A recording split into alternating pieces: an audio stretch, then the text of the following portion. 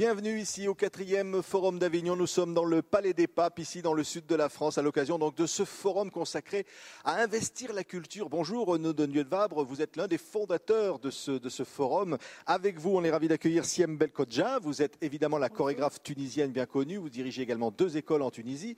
Renaud de Nieuwevabre, ici on veut investir la culture à l'heure de la crise financière internationale. Est-ce que c'est pas un peu osé comme pari ? Non, c'est complètement stratégique. Je vais partir d'une phrase. Quand on parle de recherche, on dit que c'est un investissement. Quand on parle de culture, on dit que c'est une dépense. J'ai vécu ça sur mes épaules quand j'étais ministre de la Culture et de la Communication. J'ai considéré que c'était une injustice absolument totale et qu'il fallait faire comprendre à quel point l'action dans le champ culturel était stratégique pour des raisons politiques, pour des raisons économiques, pour des raisons de rayonnement et d'attractivité. Et donc ici, c'est un endroit où le monde politique, le monde économique, le monde culturel et artistique, dans la liberté de chacun, se parlent, élaborent des stratégies et essayent de mieux comprendre ce que l'autre représente. Pourquoi il y a des craintes ? Parce qu'évidemment, il y a la numérisation, il y a Internet, il y a les problèmes finalement de droits d'auteur, les problèmes des artistes. En plus, il y a aujourd'hui une révolution technologique qui est à la fois un risque et une chance. Une chance parce que ça permet une diffusion mondiale des talents, ça permet aux chorégraphes tunisiens de se faire mieux connaître sur la rive nord de la Méditerranée, mais ça bouscule aussi l'économie classique. Voilà. Mais le problème, et Avignon, ce n'est pas uniquement le numérique et les nouvelles technologies, même si c'est quelque chose d'absolument essentiel. Même si on y a consacré même un sommet international avec la présence ici de nombreux ministres de la culture du monde entier. Parce qu'il y a des enjeux énormes et il y a un principe très important, c'est de faire en sorte que les artistes puissent vivre de leur travail. Ça veut dire que tout simplement le droit d'auteur soit protégé. Ce n'est pas une castration. Un artiste, il a le droit de diffuser gratuitement ses œuvres s'il le veut. Il faut aussi qu'il puisse vivre de son travail. Le champ culturel, comme l'a dit ce matin le président de la République, on n'est pas dans le marginal sympathique, on n'est pas dans le supplément d'âme, on n'est pas la cerise sur le gâteau ou la fin de discours élégante, on est dans ce qui est essentiel aujourd'hui comme stratégie pour un pays. La Tunisie, qui est dans une phase politique intense, si elle veut attirer beaucoup de gens, fonder son développement sur son attractivité, eh bien les questions culturelles sont essentielles. Oui. Siem Belkodja, vous êtes d'accord avec ça ? Je suis plus que d'accord. Je viens aussi pour me donner le courage de ne pas abandonner, et surtout pas. Après la révolution était numérique, technologique. Donc il n'y a aucune raison que la Tunisie, qui a donné sa leçon magistrale, sans aucune ingérence ni américaine ni européenne, elle a pris sa révolution et sa ligne vers la démocratie. Aujourd'hui, pas mal de personnes ont très peur de ce nouveau, en tous les cas, gouvernement, qu'il soit islamiste ou pas.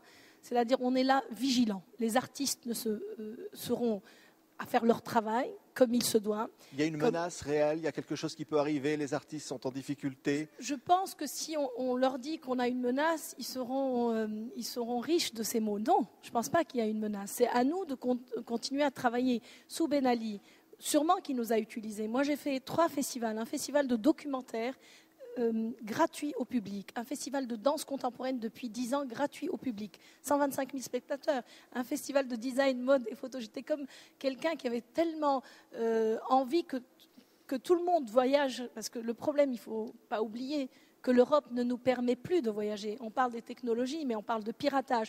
Pourquoi les Tunisiens piratent ? Parce que quand je vais mettre sur Google, je l'ai dit l'année dernière dans cette rencontre d'Avignon, moi, je n'ai pas la possibilité d'acheter aucun CD et aucun film en euros. Mon dinar tunisien n'étant pas convertible.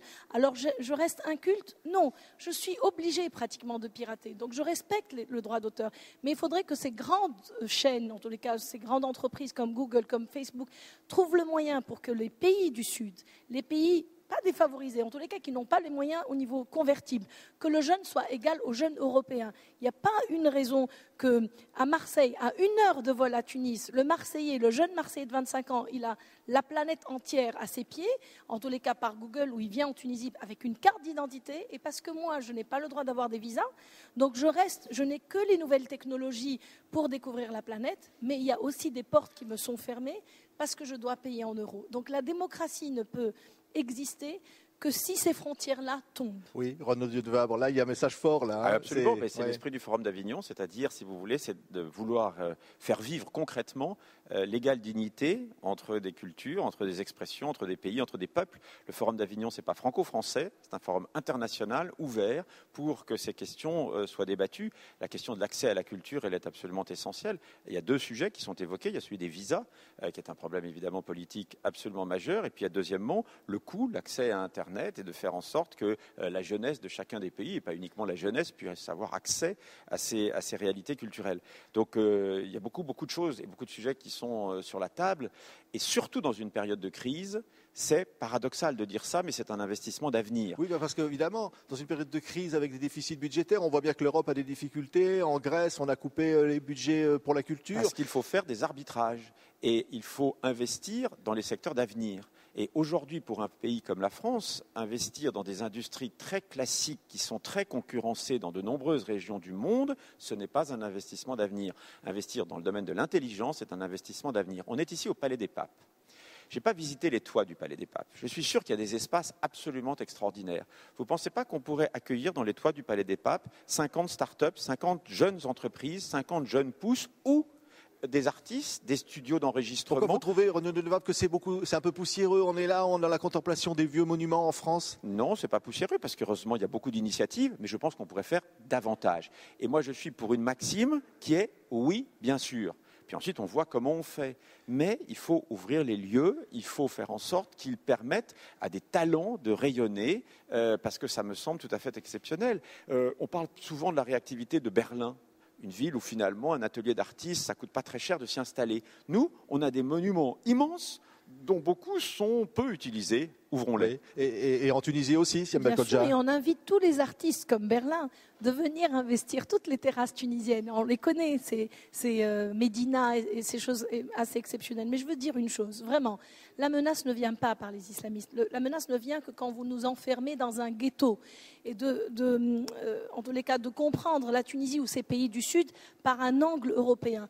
Il faut venir vers nous, décoder ensemble pour construire, parce que la Tunisie, encore une fois, elle est fraîche, elle n'a pas de pétrole, donc il n'y a pas d'enjeu économique, il n'y a qu'un enjeu culturel. Cette aventure phénicienne, carthaginoise, bédouine, juive, on est passé par toutes les civilisations. Carthage veut dire New York, ça veut dire nouvelle cité. Eh ben, on appelle encore à une nouvelle cité de la culture. Ouais, voilà un beau message, hein, Renaud de Vabre. En conclusion, un mot comme ça pour dire ici, depuis le Palais des Papes. 5 sur 5. On lance un message.